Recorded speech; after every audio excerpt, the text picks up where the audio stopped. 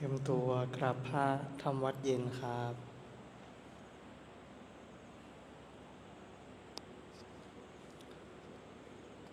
ทั้งหมดกราบพระพร้อมกันครับ กราบกราบกราบกราบบารมีธรรมพ่อแม่ครูบาอาจารย์ครับ ทั้งหมดกล่าวคำบูชาพระรัตนตรัยพร้อมกันครับ อิมินาสการนะพุทธังอภิปูชยามะอิมินาสการนะธัมมังอภิปูชยามะอิมินาสการนะสังฆังอภิปูชยามะอะระหังสัมมาสัมพุทโธภควาพุทธังภวันตังอภิวาเทมิสวากขาโตภควตาธัมโมธัมมังนามัสสามิสุปฏิปันโนภควโตสาวกสังโฆสังฆังนะมามิ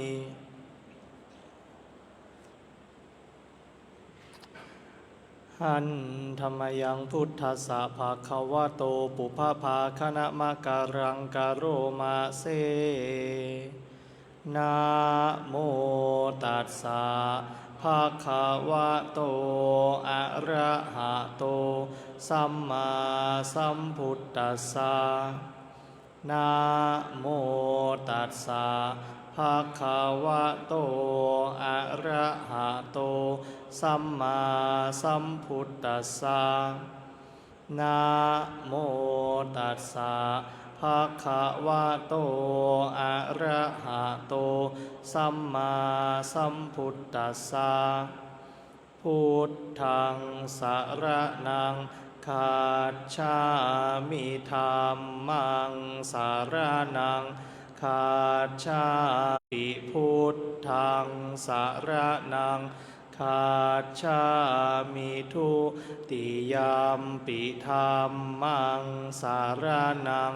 คัจฉามิทุติยมปิสังฆังสรณังคัจฉา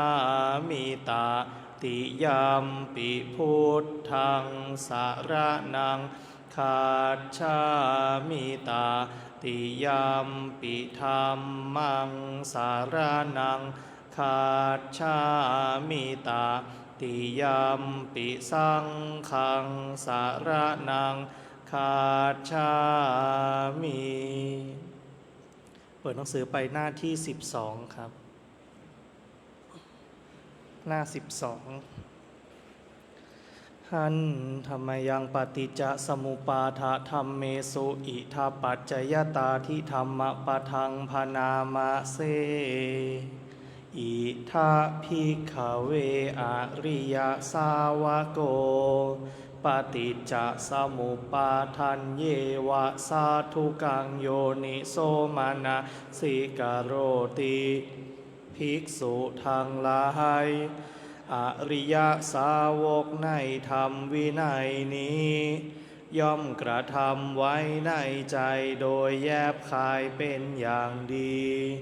ซึ่งปฏิจจสมุปบาทนั้นเทียวดังนี้ว่าอิมัสสมิงสติอิทังโหติเมื่อสิ่งนี้มีสิ่งนี้ย่อมมี อิมัตสุปาทาอิทังอุปัชชติเพราะความเกิดขึ้นแห่งสิ่งนี้สิ่งนี้จึงเกิดขึ้นอิมัตสมิงอาสติอิดังนะโหติเมื่อสิ่งนี้ไม่มีสิ่งนี้ย่อมไม่มีอิมัตสนิโรธาอิทังนิรุชชติเพราะความดับไปแห่งสิ่งนี้สิ่งนี้จึงดับไปยะทิทังได้แก่สิ่งเหล่านี้คืออวิชชาปัจจยาสังขาราเพราะมีอวิชชาเป็นปัจจัยจึงมีสังขารทั้งหลายสังขาราปัจจยาวิญญาณังเพราะมีสังขารเป็นปัจจัยจึงมีวิญญาณวิญญาณปัจจยานามรูปังเพราะมีวิญญาณเป็นปัจจัยจึงมีนามรูปนามรูปปัจจยาสลายตนังเพราะมีนามรูปเป็นปัจจัยจึงมีสลายตนะสลายตนะปัจจยาภัสโสเพราะมีสลายตนะเป็นปัจจัยจึงมีผัสสะผัสสะปัจจยาเวทนาเพราะมีผัสสะเป็นปัจจัยจึงมีเวทนาเวทนาปัจจยาตัณหาเพราะมีเวทนาเป็นปัจจัยจึงมีตัณหาตัณหาปัจจยาอุปาทานังเพราะมีตัณหาเป็นปัจจัยจึงมีอุปาทานอุปาทานาปัจจยาภโวเพราะมีอุปาทานเป็นปัจจัยจึงมีภพภาวะปัจจยาชาติเพราะมีภพเป็นปัจจัยจึงมีชาติชาติปัจจยาชรามรณังโสกะปริเทวะทุกขโทมสุปายาสาสัมภวันติเพราะมีชาติเป็นปัจจัยชรามรณะโสกะปริเทวะทุกขโทมนัสอุปายาสะทางหลายจึงเกิดขึ้นครบถ้วนเอวะเมตัสสะเกวลัสสะทุกขคันทัสสะสมุทโยโหติความเกิดขึ้นพร้อมแห่งกองทุกข์ทั้งสิ้นนี้ย่อมมีด้วยอาการอย่างนี้อวิชชายตเววะอเสสะวิราคะนิโรธาสังขาระนิโรโธเพราะความจางคลายดับไปโดยไม่เหลือแห่งอวิชชานั้นเทียวจึงมีความดับแห่งสังขารสังขาระนิโรธาวิญญาณนิโรโธเพราะมีความดับแห่งสังขารจึงมีความดับแห่งวิญญาณวิญญาณนิโรธานามรูปนิโรโธเพราะมีความดับแห่งวิญญาณจึงมีความดับแห่งนามรูปนามรูปนิโรธาสลายตนะนิโรโธเพราะมีความดับแห่งนามรูปจึงมีความดับแห่งสลายตนะสลายตนะนิโรธาผัสสะนิโรโธเพราะมีความดับแห่งสลายตนะจึงมีความดับแห่งผัสสะผัสสะนิโรธาเวทนานิโรโธเพราะมีความดับแห่งผัสสะ จึงมีความดับแห่งเวทนา เวทนานิโรธาตัณหานิโรโธเพราะมีความดับแห่งเวทนา จึงมีความดับแห่งตัณหา ตัณหานิโรธาอุปาทานะนิโรโธเพราะมีความดับแห่งตัณหา จึงมีความดับแห่งอุปาทาน อุปาทานะนิโรธาภาวะนิโรโธเพราะมีความดับแห่งอุปาทาน จึงมีความดับแห่งภพ ภาวะนิโรธาชาตินิโรโธเพราะมีความดับแห่งภพ จึงมีความดับแห่งชาติ ชาตินิโรธาชรามรณัง โสกะปริเทวะทุกขโทมนัสสุปายาสานิรุชชันติเพราะมีความดับแห่งชาตินั่นแลชรามรณะโสกะปริเทวะทุกขโทมนัสอุปายาสะทางหลายจึงดับสิ้นเอวะเมตัสสะเกวลัสสะทุกขคันทัสสะนิโรโธโหติติความดับลงแห่งกองทุกข์ทั้งสิ้นนี้ย่อมมีด้วยอาการอย่างนี้ดังนี้เปิดหนังสือไปที่หน้า29ครับหน้า29หันธรรมยังอาทิตะปริยายสุตะปะทังพนามะเสข้าพระเจ้าพระอานนท์เทระได้สดับมาแล้วอย่างนี้ว่าสมัยหนึ่งพระผู้มีพระภาคเจ้าเสด็จประทับอยู่ที่ตำบลขยาศีสะใกล้แม่น้ำขยาพร้อมด้วยพระภิกษุ1,000 รูปในการนั้นแลพระผู้มีพระภาคเจ้าตรัสเตือนสติภิกษุเหล่านั้นให้ตั้งใจฟังพระภาษิตนี้ว่าดูก่อนภิกษุทั้งหลายสิ่งทั้งปวงเป็นของร้อนดูก่อนภิกษุทั้งหลายก็อะไรเล่าชื่อว่าสิ่งทั้งปวงเป็นของร้อนดูก่อนภิกษุทั้งหลายจักษุคือตาเป็นของร้อนรูปทั้งหลายเป็นของร้อนจักขุวิญญาณคือความรับรู้อารมณ์ทางตาเป็นของร้อนจักขุสัมผัสคือสัมผัสทางตาเป็นของร้อน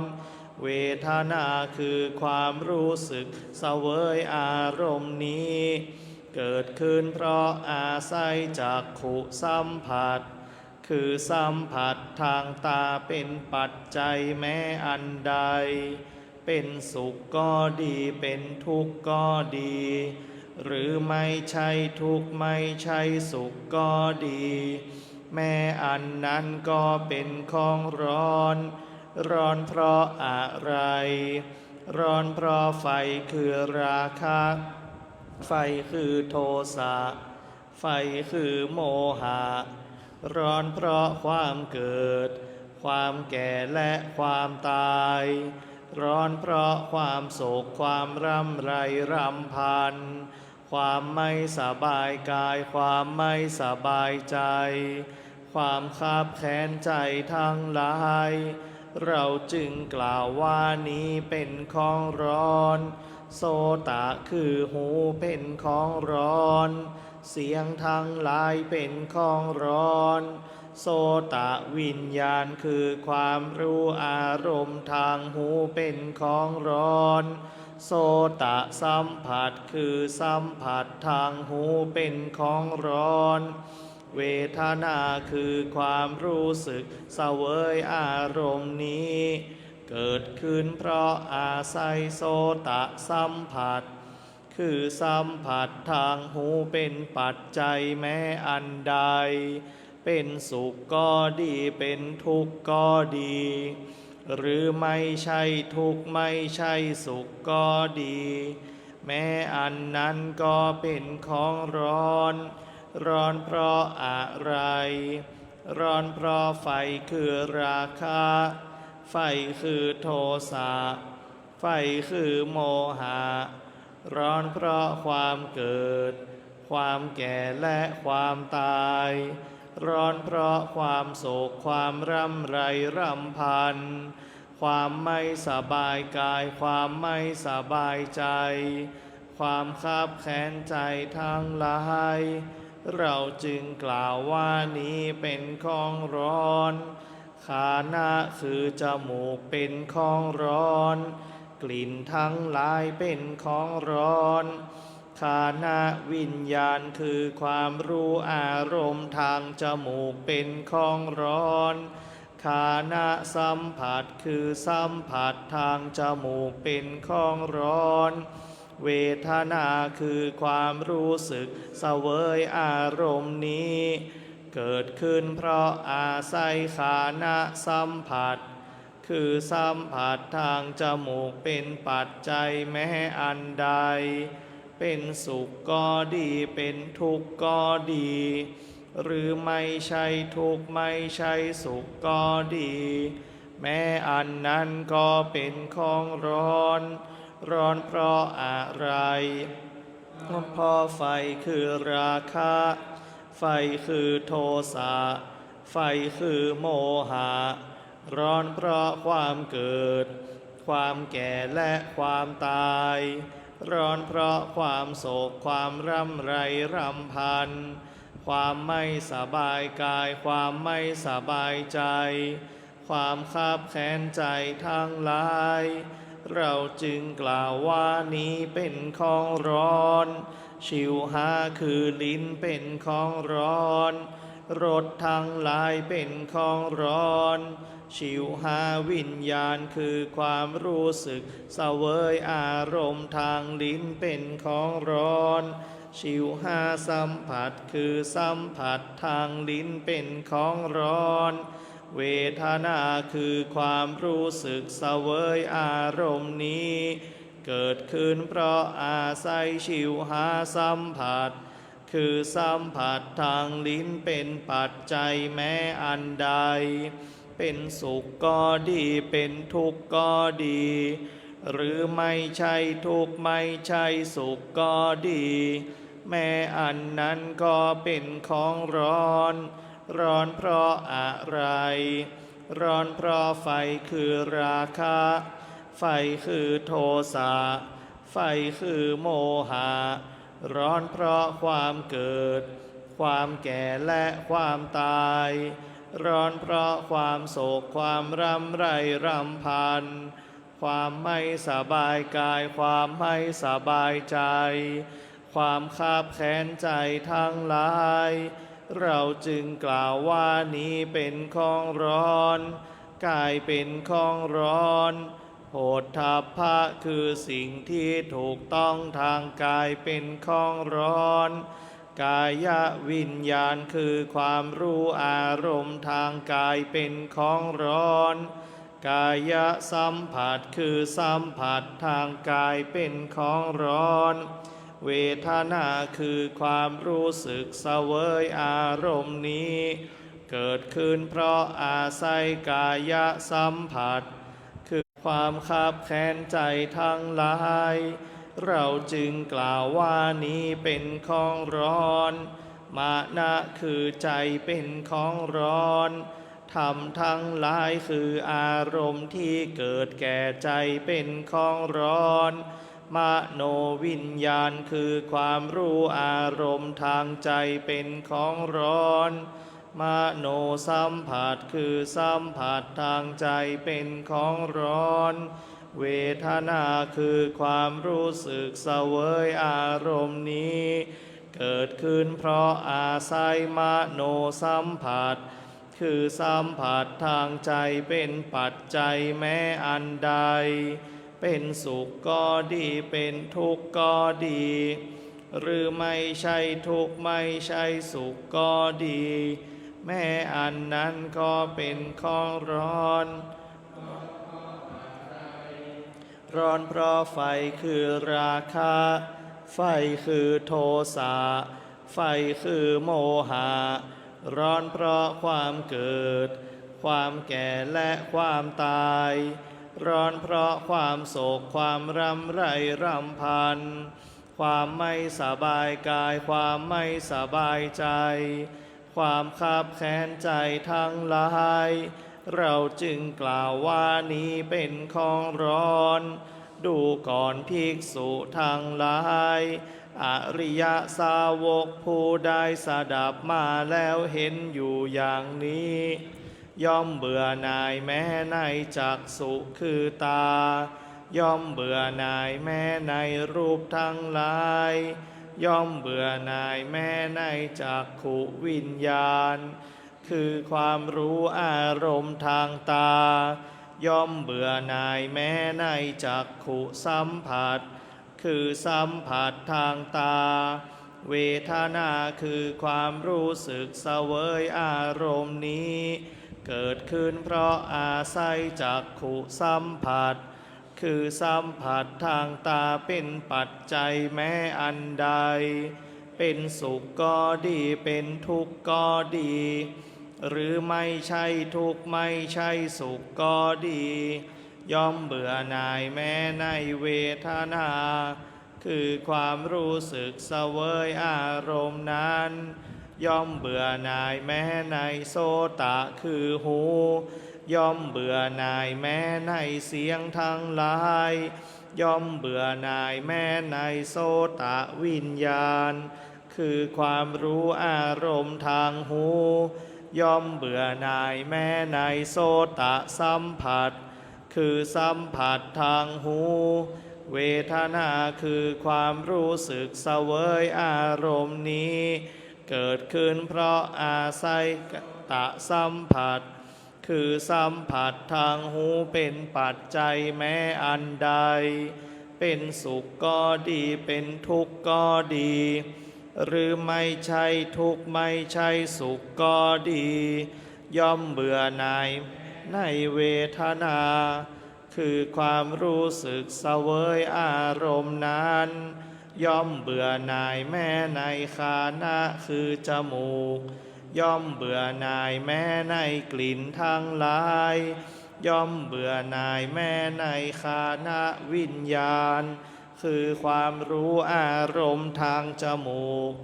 ย่อมเบื่อหน่ายแม้ในฆานะสัมผัสทางจมูกเวทนาคือความรู้สึกเสวยอารมณ์นี้เกิดขึ้นเพราะอาศัยฆานะสัมผัส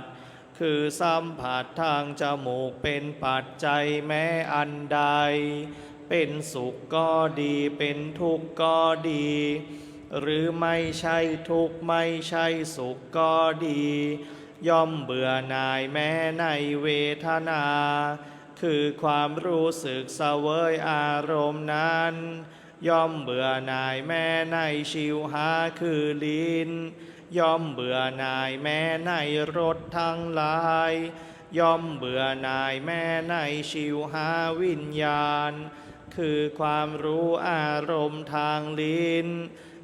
เบื่อหน่ายแม้ในชิวหาสัมผัสคือสัมผัสทางลิ้นเวทนาคือความรู้สึกเสวยอารมณ์นี้เกิดขึ้นเพราะอาศัยชิวหาสัมผัสคือสัมผัสทางลิ้นเป็นปัจจัยแม้อันใดเป็นสุขก็ดีเป็นทุกข์ก็ดีหรือไม่ใช่ทุกข์ไม่ใช่สุขก็ดีย่อมเบื่อหน่ายแม้ในเวทนาคือความรู้สึกเสวยอารมณ์นั้นย่อมเบื่อหน่ายแม้ในกายย่อมเบื่อหน่ายแม้ในโผฏฐัพพะคือสิ่งที่ถูกต้องทางกายทั้งหลาย ย่อมเบื่อหน่ายแม้ในกายวิญญาณคือความรู้อารมณ์ทางกายย่อมเบื่อหน่ายแม้ในกายสัมผัสคือสัมผัสทางกายเวทนาคือความรู้สึกเสวยอารมณ์นี้เกิดขึ้นเพราะอาศัยกายสัมผัสคือสัมผัสทางกายเป็นปัจจัยแม้อันใดเป็นสุขก็ดีเป็นทุกข์ก็ดีหรือไม่ใช่สุขก็ดีย่อมเบื่อหน่ายแม้ในเวทนาคือความรู้สึกเสวยอารมณ์นั้นย่อมเบื่อหน่ายแม้ในคือใจย่อมเบื่อหน่ายแม้ในธรรมทั้งหลายย่อมเบื่อหน่ายแม้ในมโนวิญญาณคือความรู้อารมณ์ทางใจย่อมเบื่อหน่ายแม้ในมโนสัมผัสคือสัมผัสทางใจเวทนาคือความรู้สึกเสวยอารมณ์นี้เกิดขึ้นเพราะอาศัยมโนสัมผัสคือสัมผัสทางใจเป็นปัจจัยแม้อันใดเป็นสุขก็ดีเป็นทุกข์ก็ดีหรือไม่ใช่ทุกข์ไม่ใช่สุขก็ดีย่อมเบื่อหน่ายแม้ในเวทนาคือความรู้สึกเสวยอารมณ์นั้นเมื่อเบื่อหน่ายย่อมคลายกำหนัดเพราะคลายกำหนัดจึงหลุดพ้นเมื่อหลุดพ้นแล้วย่อมมีญาณอย่างรู้ว่าหลุดพ้นแล้วรู้ชัดว่าชาติสิ้นแล้วพรหมจรรย์อยู่จบแล้วกิจที่ควรทำได้ทำสำเร็จแล้วกิจอื่นเพื่อความเป็นอย่างนี้มิได้มีพระผู้มีพระภาคเจ้าได้ตรัสธรรมปริยายนี้แล้วภิกษุเหล่านั้นก็มีใจยินดีพอใจในภาสิทธิของพระผู้มีพระภาคเจ้าก็ขณะเมื่อพระผู้มีพระภาคเจ้ากำลังตรัสเทศนาภาสิทธินี้อยู่จิตของพระภิกษุ1,000 รูปนั้นก็พ้นแล้วจากอาสวะทั้งหลายเพราะไม่ยึดมั่นถือมั่นด้วยอุปาทานดังนี้แลสำหรับการสวดสาธยายธรรมในช่วงเย็นเอาไว้แต่เพียงเท่านี้ก่อนที่เราจะได้นั่งสมาธิภาวนาให้เราได้ผ่อนคลายอิริยาบถกันก่อนขยับแขนขยับขาคลายจากความปวดความเมื่อยก่อนนะมีสติคอยระลึกคอยรู้ตัวแค่รู้ว่าขยับเท่ากับเจริญสติปัฏฐานแค่หลุดพ้นจากอาสวะก็อาสวะกิเลสไงหลุดพ้นจากกิเลสตัณหาทั้งปวงหลุดพ้นจากการเวียนว่ายตายเกิดอะไรอย่างเงี้ยเคยได้ยินไหมไม่เคยหรอส่วนใหญ่เขาก็จะพูดถึงแค่หลุดพ้นอย่างเงี้ยเนาะแต่จริงๆแล้วอาการที่มันหลุดพ้นเนี่ยอาการที่มันหลุดพ้นเนี่ยจริงๆมันคือหลุดพ้นจากขันธ์ห้าเพราะขันธ์ห้าคือความเป็นตัวตนความเป็นเราเนี่ยมันอยู่ในขันธ์ห้าคิดว่าเป็นเราเนี่ยเพราะจริงๆแล้วถ้าแยกออกมาเนี่ยขันธ์ห้ามันก็เป็นเพียงสักแต่ว่าธาตุโดยธรรมชาติเห็นไหมรูปขันธ์ก็คืออะไรดินน้ำลมไฟมีอยู่แล้วในธรรมชาติเห็นไหมขันธ์ที่เป็นนามธรรมก็เหมือนกันเห็นไหมเวทนาคืออารมณ์เนี่ยอารมณ์ก็เป็นเจตสิกตัวหนึ่งแค่นั้นเองนะเป็นสิ่งที่ปรุงแต่งจากจิตคือจิตเนี่ยคือตัวรับรู้ใช่ไหมพอรู้ไปปุ๊บสิ่งที่ตามมาคืออารมณ์เมื่อมีสิ่งหนึ่งไปรู้อารมณ์ย่อมเกิดต่อจากสิ่งนั้นอาจจะเป็นสุขบ้างทุกข์บ้างเฉยๆบ้างแต่ยังไม่มีเจ้าของนะแต่ถ้าเมื่อไหร่สุขแล้วเราชอบพอใจแล้วอยากให้มันมีอีกเห็นไหมมันตัณหามันตามมาความอยากในสุขความไม่อยากในทุกข์ตัณหาตามมามีตัณหาแสดงว่ามีอุปทานและมีความยึดในความสุขผลักไสความทุกข์เรียกปฏิฆะต่อความทุกข์แอนตี้มันแอนตี้ความทุกข์แอนตี้ความไม่สบายกายไม่สบายใจ อย่างเงี้ยนะอันนั้นคือในรูปแบบของเวทนาจริงๆเวทนาเนี่ยเป็นเจตสิกที่เป็นกลางไม่มีดีชั่วไม่มีถูกผิดนะไม่มีกุศลไม่มีอกุศลเป็นแค่อารมณ์เฉยๆเหมือนเราพูดว่ามีอารมณ์อะไรรักโลภโกรธหลงแต่เราไม่ได้รู้สึกว่ากำลังรักโลภโกรธหลงนึกออกไหมในขณะที่เราพูดถึงมันเนี่ยอารมณ์คนเราก็มีแค่นี้แหละรักโลภโกรธหลงอย่างเงี้ยแต่ในขณะที่เราเนี่ยนั่งอย่างเงี้ยมันไม่อยู่ในจิตในใจเราในขณะที่เราสวดมนต์อ่ะมันไม่มีรักโลภโกรธหลงแต่เรารู้ว่ามันมีอารมณ์เหล่านี้อยู่ถูกไหมอันนี้คือสัญญาของเราเรารู้ว่ามันมีอารมณ์เหล่านี้อยู่แต่ยังไม่ได้เป็นเจ้าของอารมณ์นั้นเรายังไม่ได้ไปยึดเอาอารมณ์นั้นมาเห็นไหมมันจึงเป็นอารมณ์ที่เหมือนกับเป็นแค่ภาษาเป็นสมมุติบัญญัติอย่างเงี้ยเป็นภาษาหนึ่งแค่นั้นเองนะภาษาที่บัญญัตินั้นก็เรียกว่าสัญญาเห็นไหมบัญญัติความเป็นอารมณ์ขึ้นมานะอารมณ์มันมีอยู่แล้วแค่ไปเรียกชื่อมันการเรียกชื่อมันการหมายรู้ชื่อมันก็แสดงว่าเป็นสัญญาละเห็นไหมแล้วเราก็เอาสิ่งเหล่านี้แหละมานึกคิดปรุงแต่งมันก็เป็นสังขารแล้วอย่างเงี้ยนะอันนี้คือในเรื่องของขันธ์ห้าที่มันมีอยู่แล้วในโลกเห็นไหมถ้าอย่างในหนังสือสวดมนต์ก็ใส่ไว้ให้นะอัตถิพิขเวมโนอัตถิธรรมาอัตถิอวิชชาธาตุนะอัตถิพิขเวมโนคือดูก่อนภิกษุทั้งหลายนะมณะมีอยู่มณะคือธาตุรู้ไงมณะ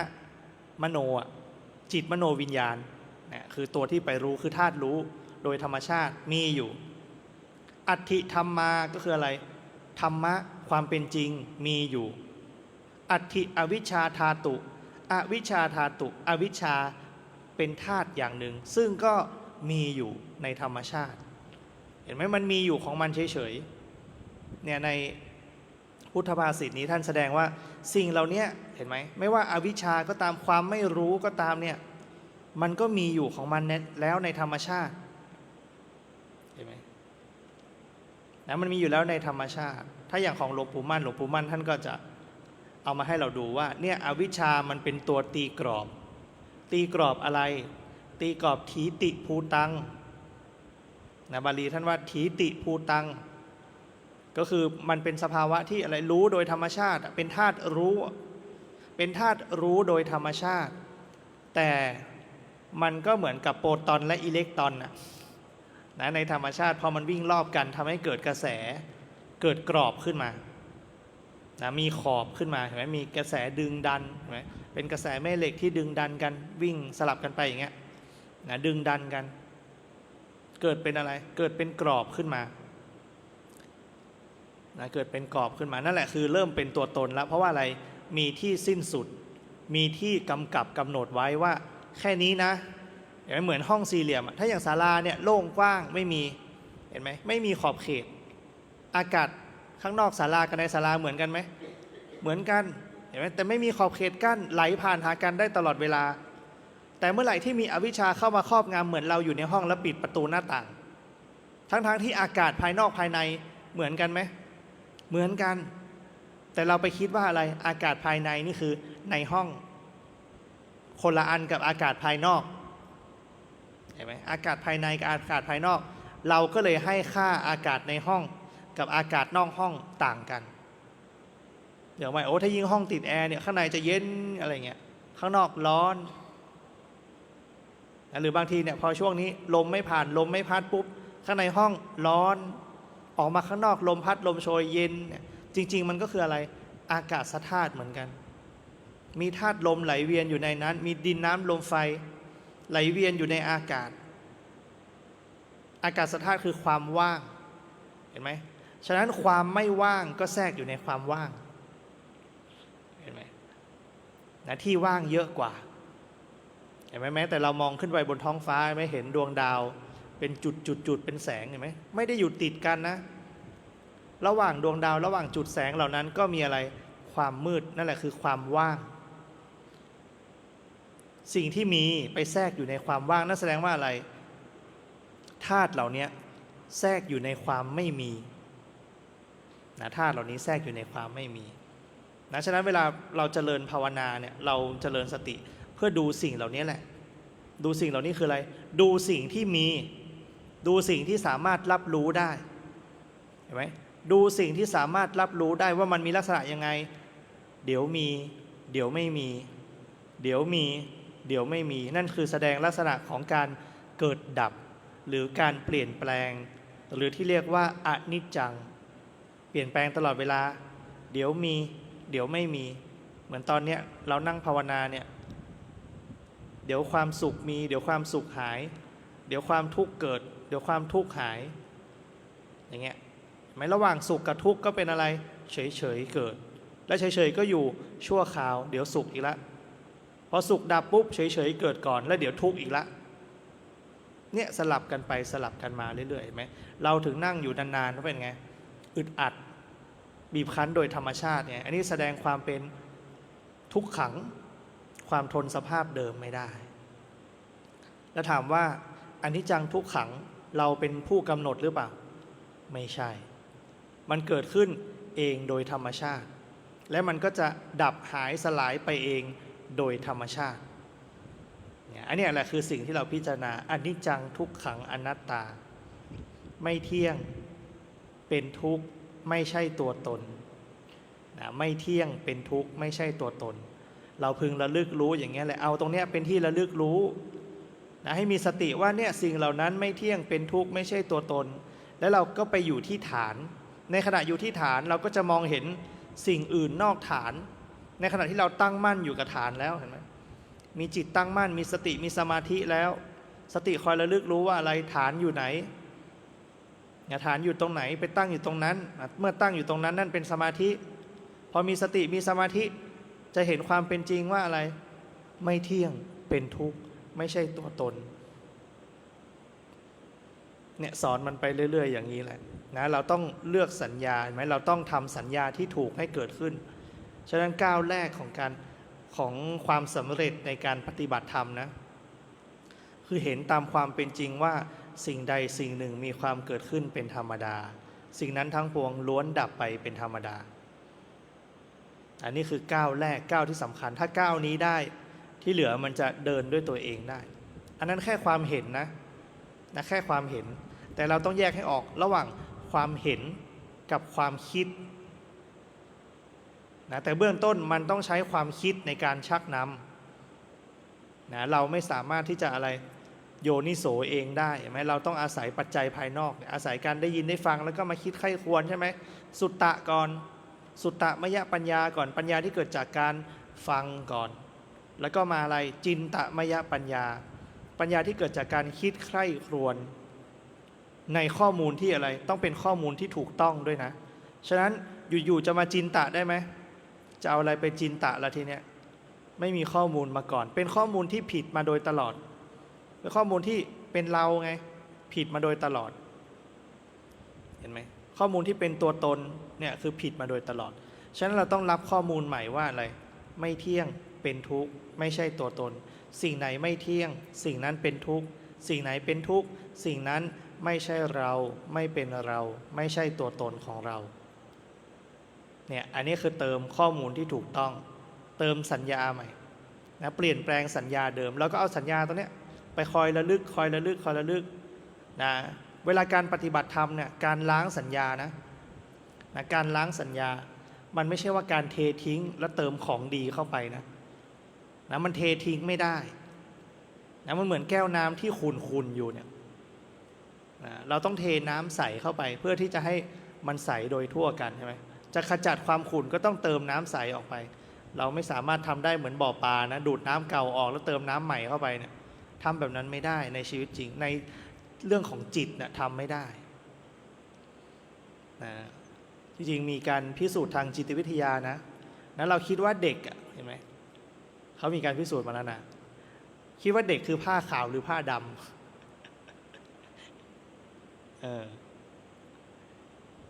จริงๆเด็กเนี่ยไม่ได้ขาวบริสุทธิ์นะเด็กเนี่ยเมื่อไม่มีข้อมูลใช่ไหมการตอบสนองทั้งหมดมันเป็นไปเพื่ออะไรเป็นไปเพื่อเอาตัวรอดเป็นการเอารัดเอาเปรียบเป็นความกลัวเป็นการรักษาตัวตนหิวมันก็ร้องไม่พอใจก็ร้องถูกไหมล่ะ นั่นน่ะคือการรักษาตัวตนไงทำยังไงก็ได้ให้ร่างกายเนี้ยเห็นไหมมันเป็นการสัญชาตญาณในการเอาตัวรอดรู้สึกไม่สบายร้องแล้วเห็นไหมไม่รู้ว่าอาการไม่สบายนั่นน่ะคืออะไรก็ไม่รู้แต่มันร้องไว้ก่อนใช่ไหมบางทีเราดูไม่ออกเราหิวหรือเปล่าหรือว่าง่วงเนี่ยดูไม่ออกเห็นไหมถ้าเป็นพ่อแม่ก็ต้องมาเรียนรู้ว่าต้องมาสำรวจแล้วลูกร้องนี่คือร้องด้วยเหตุผลอะไรก็ต้องมาสำรวจแล้วหลังๆก็จะเป็นอะไรเริ่มเป็นรูทีนแล้วเริ่มเห็นเวลาแล้วว่าถ้าร้องช่วงเวลานี้มันง่วงร้องช่วงเวลานี้มันหิวอย่างเงี้ยเริ่มเรียนรู้เห็นไหมพอเราเริ่มเรียนรู้เราก็เริ่มป้อนข้อมูลเข้าไปเห็นไหมป้อนข้อมูลเข้าไปฝึกพูดอย่างเงี้ยฝึกเรียกฝึกหยิบฝึกจับมาทีหลังเห็นไหมฉะนั้นแต่ดั้งแต่เดิมเนี่ยสัตว์เมื่อเกิดขึ้นมาแล้วย่อมมีสัญชาตญาณในการเอาตัวรอดก่อนยังไม่มีสัญชาตญาณแห่งความสำนึกได้ยังไม่มียังไม่รู้ถูกผิดดีชอบชั่วดียังไม่มีถูกไหมเอาตัวรอดก่อนนะฉะนั้นจึงเป็นหน้าที่ของอะไรของพ่อแม่เห็นไหมของพ่อแม่ของผู้ปกครองในการที่จะอะไรป้อนข้อมูลป้อนข้อมูลเข้าไปนะให้เกิดการอะไรให้เกิดการแสดงออกที่ถูกต้องตามคันลองของธรรมเห็นไหมอันนี้คือการป้อนข้อมูลเข้าไปไม่ได้ไปชำระล้างนะอาจจะเป็นการให้ข้อมูลใหม่เข้าไปว่าอะไรทำได้อะไรทำไม่ได้เห็นไหมอะไรควรอะไรไม่ควรก็คือเป็นการอะไรเติมข้อมูลเพื่อให้เกิดการระลึกเพื่อให้เกิดสติเกิดความระลึกได้ว่าอันนี้ห้ามทำนะอันนี้ทำแล้วมันไม่ดีนะอันนี้โอเคไม่เป็นไรอันนี้ทำได้ทำแบบนี้แล้วเก่งมากเลยทำได้เองเก่งมากเลยอย่างเงี้ยเห็นไหมเราก็ป้อนข้อมูลอย่างเงี้ยเข้าไปเหมือนจิตเรานั่นแหละมันก็ต้องป้อนข้อมูลอย่างนั้นอ่ะเพราะว่าจิตมันเรียนรู้จากภาพไม่ได้เรียนรู้จากตัวหนังสือนะเรียนรู้จากการเห็นการรู้สึกมันเรียนรู้จากความรู้สึกไม่ได้เรียนรู้จากสมมุติบัญญัติอะไรเลยนะเหมือนเราก่อนที่จะบัญญัติได้ก่อนที่จะเรียกอะไรได้ก่อนที่จะเรียกชื่อได้เห็นไหมฟังใช่ไหมตามองเห็นหูฟังแล้วเริ่มพูดตามเห็นไหมตาดูหูฟังเริ่มพูดตามเนี่ยการเรียนภาษามันไปอย่างนี้แหละฟังแล้วก็พูดตามฟังแล้วก็พูดตามแล้วเริ่มสังเกตเห็นไหมเนี่ยเรียนรู้อย่างนี้จิตก็เรียนรู้แบบเดียวกันคืออะไรรู้เห็นแล้วถึงจะเข้าใจรู้เห็นแล้วถึงจะเข้าใจฉะนั้นเวลาเราเจริญสมาธิภาวนาเนี่ยเราต้องไปอะไรรู้เห็นมันต้องรู้ก่อนว่าเราจะดูอะไรลักษณะมันเป็นยังไงกันแน่ทางทฤษฎีลักษณะทางทฤษฎีหรือปริยัติท่านบอกว่ายังไงก็คือพระพุทธเจ้าสอนว่ายังไงเห็นไหมสอนให้พิจารณาแบบไหนก็นี่ไงอนิจจังทุกขังอนัตตาดูการเกิดดับนะดูว่ามันมีอยู่ตลอดหรือเปล่าหรือว่ามีแล้วมันหายไปมีแล้วมันหายไปให้เราดูตรงเนี้ยพอมีแล้วมันหายมีแล้วหายมีแล้วหายเรื่อยๆมันจะเริ่มยอมรับว่าเดี๋ยวมันมีเองมันหายเองจะรักษาไว้ไม่ได้จะยึดไว้ไม่ได้ยึดไว้เมื่อไหร่อยากรักษาเมื่อไหร่มีความอยากมีเจตนาต่อสิ่งนั้นเมื่อไหร่ทุกข์ละไม่สบายใจละพอเวลามันไม่มีปุ๊บควบคุมไม่ได้ปุ๊บเป็นไงไม่สบายใจละไม่ชอบละไม่ถูกใจละทำไมมันอย่างนั้นอย่างนี้เห็นไหมนั่นคืออะไรปรารถนาสิ่งใดไม่ได้สิ่งนั้นเห็นไหมล่ะเพราะอะไรประสบกับสิ่งที่ไม่รักไม่พอใจพลัดพรากจากสิ่งที่รักพอใจเห็นไหมปรารถนาสิ่งใดไม่ได้สิ่งนั้นอาการของทุกข์มันก็เลยเกิดนี่แหละคือเราเรียนรู้อย่างเงี้ยเพื่ออะไรเพื่อจะถอดถอนอุปทานเห็นไหมขันธ์ห้ามันทำงานปกติไหมทำงานปกติเหมือนเดิมเลยแต่เราแค่ถอดถอนอะไรถอดถอนความเป็นเราพระพุทธทาสถึงท่านถึงบอกว่าอะไรถอดถอนตัวกูของกูเนี่ยใช่ไหมถอดถอนความเป็นตัวตนของเรานะเหมือนเราฝึกเพื่ออะไรจะได้ไม่เอาความเป็นเราเนี่ยไปใส่คนอื่นไปใส่คนสัตว์สิ่งของอื่นๆถ้าเมื่อไหร่เราเอาความเป็นเราไปใส่นั่นแสดงว่าอะไรเนี่ยมีเจตนาละเจตนาที่จะควบคุมแน่นอนเนี่ยอุปทานแล้ว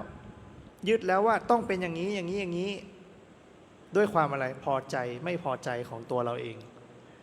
อย่างเงี้ยนะฉะนั้นเวลาเจริญสมาธิภาวนาต้องเป็นอย่างนั้นนะต้องระลึกรู้อย่างเงี้ยเบื้องต้นต้องทำยังไงรู้ว่าขยับ เท่ากับเจริญสติปัฏฐานนั่นแหละแม้รู้ตัวว่าขยับเท่ากับเจริญสติปัฏฐาน หายใจเข้าโอ้ร่างกายเป็นอย่างนี้หายใจออกร่างกายเป็นอย่างนี้มันรู้สึกได้เลยโดยที่เราไม่ต้องไปอธิบายให้ตัวเองฟังถูกไหมเนี่ยแหละคือ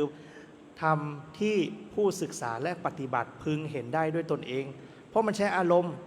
ไม่ได้ใช้ภาษาไม่ต้องมาอธิบายให้ตัวเองว่าอ๋ออันนี้ลมหายใจเข้านะถูกไหมเราไม่ต้องอธิบายให้ตัวเองฟังด้วยซ้ำมันรู้สึกได้เลย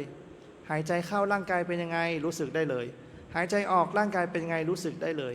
ยืนเดินนั่งนอนรู้สึกเป็นยังไงมันแสดงออกมาด้วยตัวเองได้เลยเราสามารถเข้าไปรับรู้ได้เลยโดยไม่ต้องอธิบายโดยไม่ต้องพูดโดยไม่ต้องใช้ภาษาอันนั้นแหละคืออาการที่อะไรรู้ตามความเป็นจริงนะรู้ตามความเป็นจริงฉะนั้นอะไรเกิดให้รู้อะไรเปลี่ยนแปลงให้รู้อะไรดับให้รู้อะไรควบคุมไม่ได้ให้รู้อย่างเงี้ยยึดหลักของไตรลักษณ์ไว้นะอนิจจังทุกขังอนัตตานะยึดหลักตรงนี้ไว้ในการพิจารณาถ้ามันเยอะเกินไปดูการเกิดดับก็พอดูอนิจจังก็พอเดี๋ยวตัวที่เหลืออื่นๆมันจะปรากฏนะเดี๋ยวเราจะเบื่อพอเกิดดับโอ้เบื่อเบื่อเบื่อเบื่อมากเข้าดูดับอย่างเดียวพอดูดับอย่างเดียวเนี่ยตรงเนี้ยจะข้ามยากเวลามันดูดับปุ๊บท้ายที่สุดแล้วพอจิตมันดับไปเนี่ยมันไม่มีอะไรต้องไปรู้แล้วเพราะอย่างอื่นดับหมด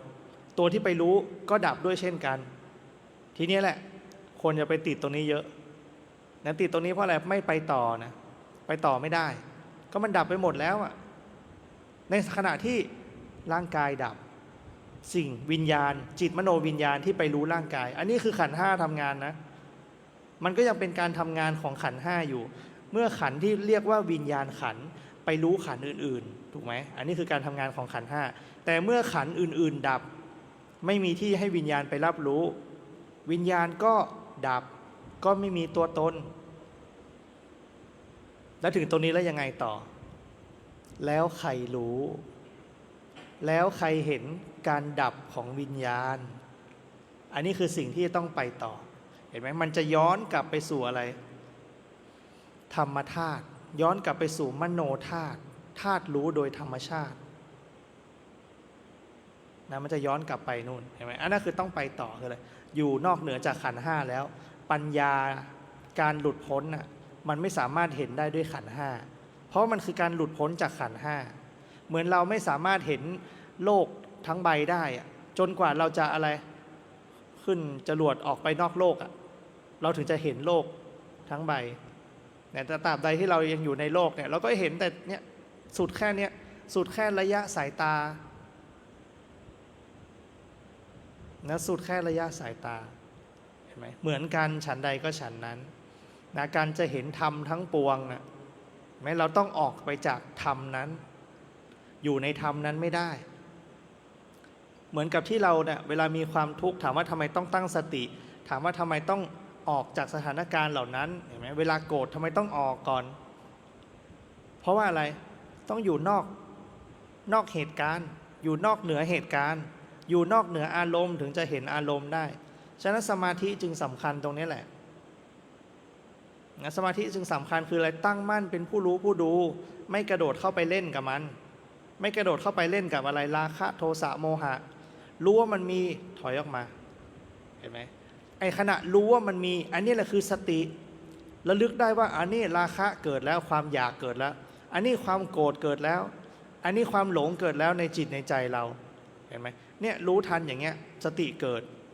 ในขณะที่รู้ทันแล้วน่ะรู้ว่ากำลังโลภกำลังโกรธกำลังหลงนั่นแหละสมาธิเกิดตั้งมั่นแล้วกลับมาอยู่ที่ฐานแล้วเป็นผู้รู้แล้วก็ไม่ได้ไปโลภนี่แต่รู้ว่ามีความโลภใช่ไหมไม่ได้ไปโกรธแต่รู้ว่ามีความโกรธเป็นผู้รู้แล้วจิตผู้รู้เกิดแล้วอย่างเงี้ยแต่ต้องเข้าใจว่าในขณะนั้นเห็นไหมเราไม่ได้ทรงอยู่ในอาการของสมาธิฉะนั้นการรู้ในขณะนั้นน่ะมันจะรู้เป็นจุดเขาเรียกว่าคณิกะสมาธิเป็นสมาธิเล็กน้อยรู้เป็นพักๆรู้เป็นครั้งๆรู้ในระดับวินาทีนะยังไม่ใช่ระดับนาทีนะยังไม่ใช่ระดับชั่วโมงนะรู้เป็นวินาทีพอ วินาทีถัดไปลืมละหลงใหม่ วินาทีถัดไปโกรธละกลับไปโกรธใหม่เอารู้ว่าโกรธละแต่กลับไปโกรธต่อรู้ว่าโกรธกลับไปโกรธต่อในส่วนใหญ่เราจะเป็นอย่างนั้นเพราะอะไรเราไม่ออกจากสิ่งนั้นไงนะเราไม่ออกจากความโกรธเหล่านั้นเราไม่ออกจากสภาพแวดล้อมที่มันทำให้เกิดความโกรธเหล่านั้นอย่างเงี้ยนะนั่นคือเหตุปัจจัยที่มันอาศัยกันเกิดขึ้นนะความเกิดขึ้นของธรรมทั้งปวงมันเป็นอย่างนั้นแหละนะนี่คือลักษณะของมันนะที่อธิบายนี่คือลักษณะของมันทั้งนั้นซึ่งเราจะเจออยู่แล้วอันนี้ก็คือการเป็นการให้เป็นสัญญานะให้รู้ว่าลักษณะมันเป็นอย่างเงี้ยเกิดดับนะเมื่อเรารู้มันจะออกมาแต่มันออกมาได้แป๊บเดียวแล้วมันจะกลับเข้าไปใหม่พอรู้อีกก็ออกมาอีกเราต้องเงี้ยชักเขย่อกับมันนะให้เว้นหนึ่งศอกเว้นวอกเว้นลิงนะให้เว้นหนึ่งวานะเว้นหมาเว้นศอกเว้นวอกให้เว้นวาเว้นคนปาลาคนพาลให้เว้น500,000 โยชน์ไปเลยไกลๆคนพาลเหรอจะต้องอะไรไม่เข้าใกล้ไม่ยุ่งใช่ไหมจริงๆแม้แต่พระก็มีนะคิดว่าการคว่ำบาตรเนี่ยมีจริงไหม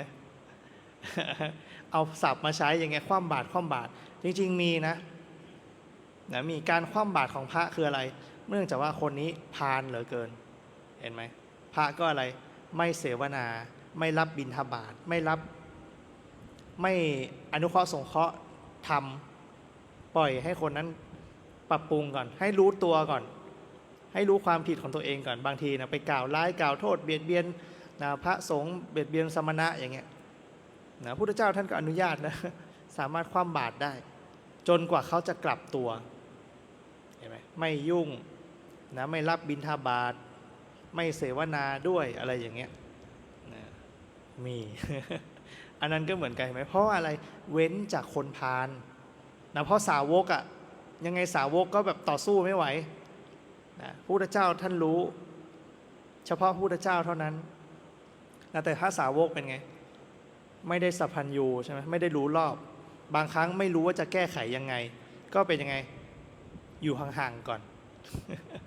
พระพุทธเจ้าก็เลยให้เว้นก่อนเห็นไหมเว้นก่อนอยู่ห่างๆได้ถ้าเป็นพระพุทธเจ้าเป็นไงรู้เหตุปัจจัยเห็นไหมก็สามารถที่จะไปชี้ได้ชี้ให้กับความไม่รู้ของเขาได้เห็นไหมแต่ถ้าเป็นสาวกถ้าไม่มีเขาเรียกว่าถ้าไม่มีวาสนาด้วยกันมาก่อนก็ไม่สามารถไปสั่งสอนบอกกล่าวได้ไม่สามารถไปทำให้บุคคลนั้นเห็นตามความเป็นจริงได้ไม่สามารถไปทำให้บุคคลนั้นมีดวงตาเห็นธรรมหรือเข้าใจธรรมได้พูดไปเถอะไม่รู้เรื่องอย่างเงี้ยอันนี้คือไม่มีวาสนาต่อกันนะแต่ถ้าเป็นคนที่มีวาสนาต่อกันพูดเข้าใจง่ายภาษาเดียวกันสื่อสารรู้เรื่องอย่างเงี้ยแต่ไม่ใช่ทุกองค์นะพุทธเจ้าก็เหมือนกันนะใครไม่มีวาสนาต่อพระพุทธเจ้าพระพุทธเจ้าก็ไม่ได้ไปเทศให้ฟังเห็นไหมให้คนอื่นไปก่อนให้คนที่มีวาสนาด้วยกัน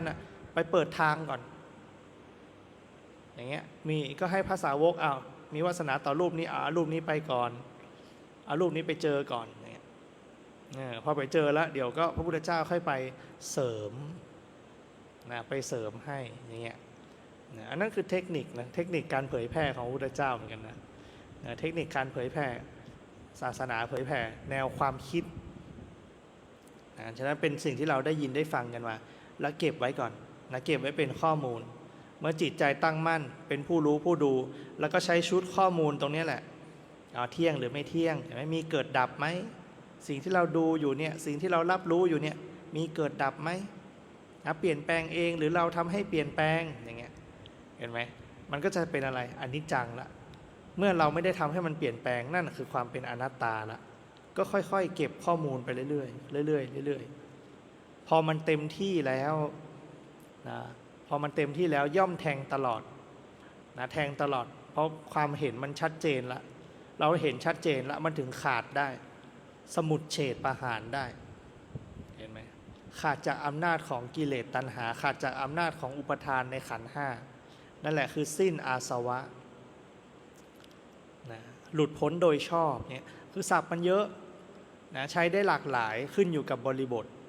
บางที่ก็ใช้แค่อะไรหลุดพ้นบางที่ก็ใช้วิมุตติอย่างเงี้ยวิมุตติก็หลุดพ้นนะแต่วิมุตติมี2แบบไงหลุดพ้นโดยสิ้นเชิง ก็เป็นวิมุตติแต่หลุดพ้นในสมาธิก็เป็นวิมุตติเจโตวิมุตติเป็นการหลุดพ้นด้วยอาศัยอำนาจของสมาธิเพราะในขณะที่เราเข้าสมาธิพอเข้าสมาธิชั้นลึกจิตมันก็ดับเหมือนกันทุกอย่างก็ดับไปเหมือนกันหมดไม่มีอะไรต้องไปรู้อะไรไม่มีอะไรต้องไปรู้อะไรเห็นไหมสภาพนั้นมันก็เลยอะไรดับสนิท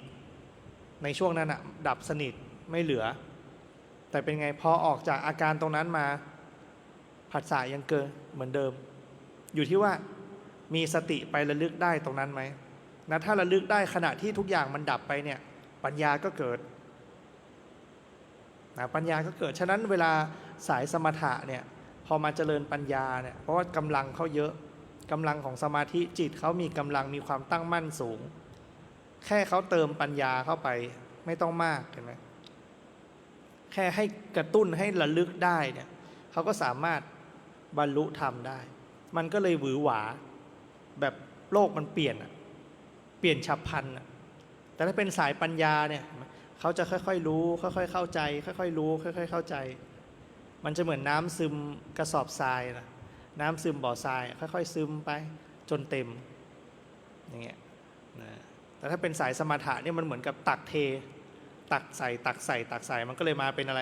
มาเป็นชุดเป็นชุดใหญ่ๆมันไม่เหมือนน้ำซึมเนี่ยเหมือนน้ำเทลงมาฉันใดก็ฉันนั้นนะเวลาปฏิบัติก็จะเป็นอย่างนั้นนะฉะนั้นการที่เรามาศึกษาการที่เราสวดอย่างนี้นะเนี่ยหลายคนก็เริ่มจำได้ใช่ไหมพอมันจำได้ไปอยู่ในสัญญาก่อนเดี๋ยวถึงเวลามันใช้เอง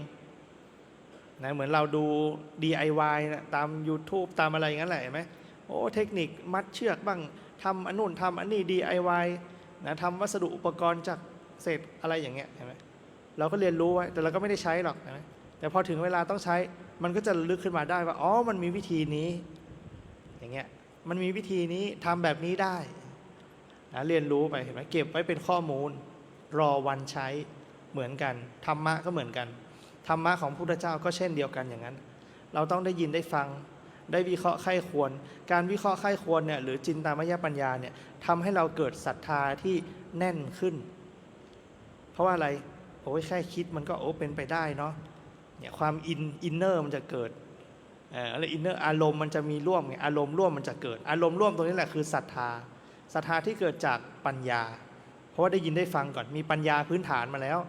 มันไม่ใช่ศรัทธาแบบลอยๆโอ้เห็นเขาไปก็ไปตามเขาเห็นเขาไหว้ตามเขาเห็นเขาได้อยากได้ตามเขาเห็นไหมพอเห็นเขาได้อยากได้ตามเขาอันนั้นคือข้อแตกต่างนะไหว้ที่เดียวกันแต่ได้ไม่เหมือนกันหรอกเห็นไหมเพราะอะไรมันไม่ใช่เหตุปัจจัยที่แท้จริงมันไม่ใช่เหตุปัจจัยที่แท้จริงมันมีเหตุปัจจัยอื่นๆอีกนะเรื่องการเรื่องเวลานะเรื่องบุญกุศลที่ทำมานะเรื่องสิ่งที่เราทำไว้ในอดีตนะเราปลูกอะไรไว้ในอดีตล่ะนะปลูกนานหรือยังปลูกจนได้ระยะเวลาที่มันจะให้ผลหรือยังอย่างเงี้ยเห็นไหมนะสิ่งเหล่านี้มัน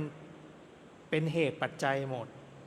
นะไม่ใช่ว่าแบบสุ่มเกิดนะไม่มีการสุ่มนะทุกอย่างมันมีเหตุของมันนะเหมือนเราพออายุเยอะๆเห็นไหมร่างกายมันเสื่อมยังไงก็ป่วยเห็นไหมเสื่อมเงี้ยยังไงก็ไม่สบายตัวละแรงเริ่มหายละเห็นไหมร่างกายไม่คล่องแคล่วเหมือนเดิมละอย่างเงี้ยย่อมเจอกับการเปลี่ยนแปลงเห็นไหมชาติชรามรณะเหมือนกันหมดทุกคนนั่นแหละไม่ได้มีใครวิเศษไปกว่าใครทุกคนอยู่ในรูปแบบเดียวกันหมดเขาเรียกอยู่ในฟอร์มเดียวกันหมดฟอร์มแห่งการเวียนว่ายตายเกิดเหมือนกันหมดเลยนะแต่ระหว่างนั้นต่างหากสิ่งที่เรากำลังกระทำอยู่นี้ต่างหากจะเป็นตัวกำหนดกำหนดที่ไปแต่โดยส่วนใหญ่แล้วจะระลึกยากหน่อยจะระลึกไม่ได้ไหมถ้าไม่ฝึกฝนมันก็ระลึกได้ยากทำได้ยากนะจะไปรอจิตสุดท้ายก็ได้นะอย่างเงี้ยนะรอทิ้งตอนจิตสุดท้ายมันจะทิ้งได้หรือเปล่าก็ไม่รู้เนาะถ้าเจอเวทนาเข้าไปนี่หนักเลยนะเจอทุกขเวทนาเนี่ยไปไม่รอดสักรายนะเพราะอะไรไม่เคยฝึกทน ต่อความทุกขเวทนาไงแยกไม่ออกอย่างเงี้ยเห็นไหมเวทนานี่เป็นอีกขั้นหนึ่งนะมันต้องได้สมาธิมันต้องได้ฌานสองขึ้นไปทุติยฌานขึ้นไปเพราะมันอะไรละกายได้เห็นไหมแยกกายละวิตกวิจารทางกายไปได้เมื่อละวิตกวิจารทางกายไปได้ไหมเหมือนอานาปานสตินะกายระงับเนี่ยเห็นไหมเราลืมลมหายใจลืมไปแล้วแต่เราเป็นไงตกใจกลัวจะไม่หายใจก็เลยวิ่งกลับมาที่อะไรกลับมาที่วิตกวิจารใหม่กลับมารู้ลมหายใจใหม่ทั้งที่ตอนนั้นนะมันก็ไม่ได้เป็นอะไรหรอกมันก็ยังดำเนินอยู่ของมันอย่างนั้นแหละแต่เราแค่อะไรจิตมันแค่มันไม่ไปรับรู้ลมหายใจเฉยๆมันพักจากลมหายใจแล้วจิตมันพักจากกายแล้วมันไปดูเวทนาไปดูจิตไปดูธรรมแล้วเห็นไหมมันเป็นสติปัฏฐานขั้นอื่นแล้วฉะนั้นเราอย่าไปติดแค่ที่ใดที่หนึ่งนะมันไปต่อนะตราบใดที่ยังมีอยู่ยังอยากอยู่ยังไม่หมดนะตราบใดที่ความอยากยังมีเจตนายังมีอันนี้เขาเรียกยังไม่หมดนะฉันไม่ได้แปลกใจเราไม่ต้องแปลกใจไม่ต้องท้อถอยนะ นะบางคนโอ้ยทำมาตั้งนานละไม่มีหรอกนะเวลาไม่เกี่ยวนะเวลาไม่เกี่ยวมันอยู่ที่ศีลสมาธิปัญญาเห็นไหมมักมีองค์8ไม่ได้มีบอกเวลาเนี่ยเห็นไหมธรรมของพระพุทธเจ้าไม่เคยบอกเวลาบอกแต่อะไรเป็นอากาลิโกไม่จำกัดการไม่จำกัดการคืออะไรรู้ตัวเมื่อไหร่นั่นคือการเจริญสติปัฏฐานเมื่อนั้นเมื่อเจริญสติปัฏฐานเมื่อไหร่เป็นไงสติปัฏฐาน4บริบูรณ์โพชฌงค์7บริบูรณ์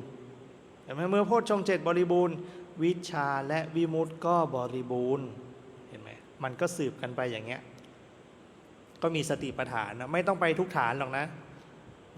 แต่มันจะเห็นของมันเองนะไม่ต้องไปทุกฐานโอ้ฉันไปฐานกายแล้วเดี๋ยวฉันจะไปฐานเวทนาเดี๋ยวฉันจะไปฐานจิตฉันจะไปฐานธรรมไม่ต้องทุกฐานนะแค่รู้ฐานใดฐานหนึ่งก็พอนะแล้วเดี๋ยวธรรมมันปรากฏขึ้นเองธรรมมันอยู่ในทุกฐานอยู่แล้วเห็นความเกิดขึ้นในกายบ้างเห็นความเสื่อมไปในกายบ้างเห็นความเกิดขึ้นและความเสื่อมไปในกายบ้างเนี่ยเห็นอนิจจังในกายนะในเวทนามีไหมมีเหมือนกันในกายเวทนาจิตธรรมเหล่านี้ก็มีอะไรความเกิดขึ้นความเสื่อมไปความเกิดขึ้นและความเสื่อมไปมีเหมือนกันหมดทุกอันนะทุกหมวดที่เราสวดเห็นความเกิดขึ้นบ้างเห็นความเสื่อมไปบ้างเห็นความเกิดขึ้นและความเสื่อมไปบ้างเห็นธรรมปรากฏขึ้นบ้างเห็นไหมเห็นธรรมดับไปบ้างเห็นธรรมปรากฏขึ้นและดับไปบ้างเป็นธรรมดาเห็นไหมเพราะท้ายที่สุดธรรมะหรือความเป็นจริงก็เป็นสิ่งที่อะไรไม่ควรยึดมั่นถือมั่นสัพเพธัมมานาลังอภินิเวสายะธรรมทั้งปวงไม่ควรยึดมั่นถือมั่นนะใช้เป็นแนวทางเท่านั้นนะให้เราใช้ธรรมะเหล่านี้ใช้สิ่งที่เราสวดสาธยายกันไปเนี่ยเป็นแนวทางเท่านั้นนะเป็นเส้นทางเมื่อเราเดินทางถึงเป้าหมายแล้วถึงที่หมายแล้วเส้นทางนั้นก็ไม่จำเป็นอีกต่อไปนะถึงบ้านแล้วเราก็ไม่ต้องมาเฝ้ารถแล้วใช่ไหมขับรถถึงบ้านแล้วจะต้องมานั่งอยู่ในรถไหม เข้าบ้านอาบน้ำนอนเถอะใช่ไหมนั่นนะชั้นใดก็ชั้นนั้นนะเมื่อถึงเป้าหมายแล้วนะทั้งทางที่เราเดินทางนะทั้งพาหนะที่เราใช้ก็ไม่จำเป็นอีกต่อไปนะวันนี้พอสมควรแก่เวลาให้เรามีสติรู้ลมหายใจออกมีสติรู้ลมหายใจเข้ามีสติรู้กายทำความรู้สึกตัวผ่อนคลายอิริยาบถขยับแขนขยับขาทำความรู้สึกตัวผ่อนคลายอิริยาบถบุญใดกุศลใดอันบังเกิดจากการให้ธรรมะเป็นทานบุญใดกุศลใดที่เราทุกคนทุกท่านได้เพียรกระทำแล้วด้วยทานด้วยศีลด้วยภาวนาก็ขออนุโมทนาในทุกบุญกุศลที่ได้บังเกิดขึ้นแล้วในวันนี้ลำดับต่อไปเราจะได้แผ่เมตตาร่วมกันครับพุทโธกัมมัฏฐาโมกัมมะจุติสัมพุทโธกรรมอันใดที่ข้าพเจ้าได้เคยประมาทล่วงเกินไปแล้วนั้นข อโปรดอโหสิกรรม ซึ่งกันและกัน ด้วยอำนาจ แห่งพระพุทธเจ้าเถิด ปัตโตเมตัง ประชีวินัง สุขโตจุติ จิตตะเมตตา นิพพานัง สุขโตจุติ ผู้มีชีวิตอยู่ และที่ล่วงลับไปแล้ว ที่แสวงหาหนทาง การเกิดอันเป็นสุข ขอให้ไปสู่หนทาง แห่งสุขติเถิด ด้วยเมตตาจิต ต่อสัพพวิญญาณทั้งหลาย ขอให้ถึงซึ่งพระนิพพาน อันเป็นหนทางอันเกษม เหนือสุขติภพโน้นเทิน อิมังตานากัมมังนิปปานาปัจจยโยโหนตุโนน อิมังศีลากัมมังนิปปานาปัจจยโยโหนตุโนนิจจัง อิมังภาวนากัมมังนิปปาปัจจยโยโหนตุโนนิจจัง ยังกินจิกุสาลังกัตตปัง สัพเพหิกาเตกะตังปุญญังโนอานุโมตันตุสุนันตุโพนโตเยเตวาอัสสามิงทาอาทิกาตาติขายุกาสาตาหนตุสัพพสัตตานัง อัตตานังปริหารันตุมาตาปิตาสุขิตาหนตุทุกขาปามุญจันตุยาติกาสุขิตาหนตุทุกขาปามุญจันตุสัพเพอายาติกาสุขิตา